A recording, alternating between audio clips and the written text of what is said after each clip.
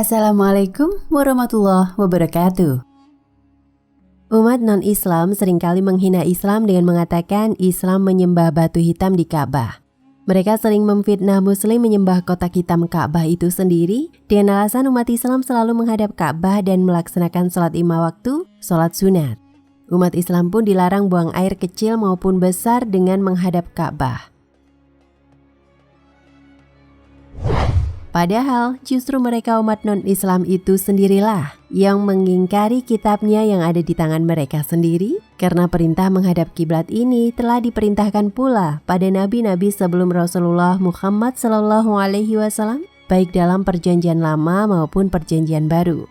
Ka'bah sendiri merepresentasikan bahwa siapapun umatnya tetap hanya satu arah, satu tempat, menyembah satu Tuhan, Allah Subhanahu wa Ta'ala. Walau Anda membuat Ka'bah yang sama persis, tetap saja seluruh umat Islam akan tetap ke arah kiblat yang asli, yaitu Ka'bah yang asli.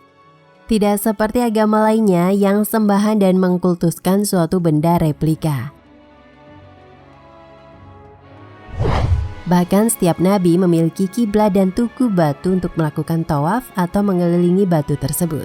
Hanya mereka umat non-Islam saja yang tidak pernah membaca kitab mereka, sehingga secara tidak sadar mereka malah menghina kitab yang ada di tangan mereka sendiri. Dalam Alkitab mereka sendiri jelas tertulis bahwa sholat itu harus menghadap kiblat. Ini ayatnya. Mazmur 5:8. Tetapi aku berkat kasih setiamu yang besar, aku akan masuk ke dalam rumahmu, sujud menyembah ke arah baitmu yang kudus dengan takut akan engkau. Mazmur 1382. Aku hendak sujud ke arah baitmu yang kudus dan memuji namamu, oleh karena kasihmu dan oleh karena setiamu, sebab kau buat namamu dan janjimu melebihi segala sesuatu.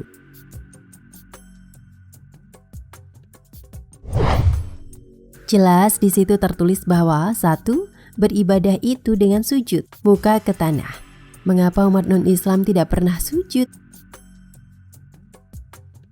2. Beribadah itu dengan menghadap ke kiblat. Mengapa umat non-Islam tidak pernah menghadap kiblat? 3. Di samping sujud, maka ada pula berlutut, duduk di antara dua sujud. Mengapa umat non-Islam tidak berlutut? Setidaknya dilaksanakan 3 kali sehari. Mengapa umat non-Islam tidak setiap hari? Setelah sholat, pray atau berdoa, lalu dilanjutkan dengan memuji Allah atau berzikir. Umat mana yang melaksanakan kelima hal ini? Umat Islam. Setiap umat memiliki kiblatnya masing-masing. Setiap umat memiliki arah masing-masing kemana dia menghadap. Hal ini sesuai dengan apa yang dikatakan Al-Quran. Quran Surat Al-Baqarah ayat 148. Dan bagi tiap-tiap umat ada kiblatnya yang ia menghadap kepadanya. Maka berlomba-lombalah kebaikan. Di mana saja kamu berada, pasti Allah akan mengumpulkan kamu sekalian pada hari kiamat. Sesungguhnya Allah Maha Kuasa atas segala sesuatu.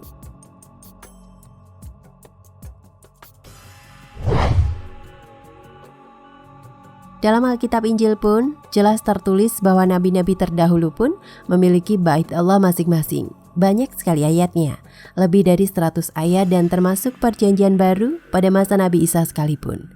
Dan Yesus tidak pernah menghapus Taurat meski 1 titik kecil sekalipun. Artinya, hukum Taurat dan kitab-kitab para nabi terdahulu masih tetap berlaku. Matius 5:17, janganlah kamu menyangka bahwa aku datang untuk meniadakan hukum Taurat atau kitab para nabi. Aku datang bukan untuk meniadakannya, melainkan untuk menggenapinya. 5:18, karena aku berkata kepadamu, sesungguhnya selama belum lenyap langit dan bumi ini, 1 iota atau 1 titik pun tidak akan ditiadakan dari hukum Taurat sebelum semuanya terjadi. Lalu, mengapa mereka malah menghina sujud menghadap bait Allah? Mengapa mereka menghina sholat dan mengatakan nunggang-nungging? Padahal Yesus pun sholat dengan bersujud muka ke tanah. Dan Yesus pun berlutut serta merebahkan diri ke tanah. Persis bagaimana Muslim melaksanakan sholat dengan sujud, berlutut, merebahkan diri ke tanah. Matius 26:39, maka ia maju sedikit lalu sujud dan berdoa. Katanya, ya Bapakku, jikalau sekiranya mungkin biarlah cawan ini lalu daripadaku, tetapi janganlah seperti yang ku kehendaki, melainkan seperti yang engkau kehendaki. Markus 14:35, ia maju sedikit, merebahkan diri ke tanah dan berdoa supaya sekiranya mungkin saat itu lalu daripadanya. Dari dua ayat di atas maka dapat disimpulkan, 1. Yesus sujud kepada Allah sebagaimana orang Islam sujud. Tidak ada tata cara ibadah dengan sujud muka ke tanah kecuali umat Islam. Mengapa umat non-Islam menghina sujud dengan mengatakan beragam hinaan? Padahal Yesus pun sujud. Bibir mereka memuji Yesus, tapi hatinya jauh dari Yesus. Matius 15:8, bangsa ini memuliakan aku dengan bibirnya, padahal hatinya jauh daripadaku. 15:9, percuma mereka beribadah kepadaku, sedangkan ajaran yang mereka ajarkan ialah perintah manusia. Dalam Alkitab Injil pun jelas menulis bahwa Nabi Ibrahim bersujud. Kejadian 17:3, lalu sujudlah Abram, dan Allah berfirman kepadanya. Nabi Lot bersujud. Kejadian 19:1, kedua malaikat itu tiba di Sodom pada waktu petang. Lot duduk di pintu gerbang Sodom, dan ketika melihat mereka, bangunlah ia menyongsong mereka, lalu sujud dengan mukanya sampai ke tanah. Nabi Ezra bersujud. Ezra 10:1, sementara Ezra berdoa dengan mengaku dosa. Sambil menangis dengan bersujud di depan rumah Allah, berhimpunlah kepadanya jemaah orang Israel yang sangat besar jumlahnya, laki-laki, perempuan dan anak-anak. Orang-orang itu menangis keras-keras. Nabi Yosua bersujud. Yosua 5:14, lalu sujudlah Yosua dengan mukanya ke tanah, menyembah dan berkata kepadanya, apa yang akan dikatakan Tuanku kepada hambanya ini? Nabi Daud bersujud. Keluaran 3:48, segeralah Musa berlutut ke tanah lalu sujud menyembah. Nabi Harun bersujud. Jadi Nabi Ibrahim bersujud, Nabi Daniel bersujud, Nabi Musa bersujud, Nabi Harun bersujud, Nabi Daud bersujud, Nabi Sulaiman bersujud, Nabi Yosua bersujud. Nabi Yehezkiel dan para nabi lain pun bersujud, bahkan Yesus pun bersujud. Lalu mengapa orang non-muslim menghina muslim bersujud dengan beragam hinaan? Mengapa mereka sendiri tidak pernah sujud? Apa mereka tidak ingin mengikuti ajaran para nabi terdahulu? Dan Nabi Isa sendiri dengan bersujud muka ke tanah.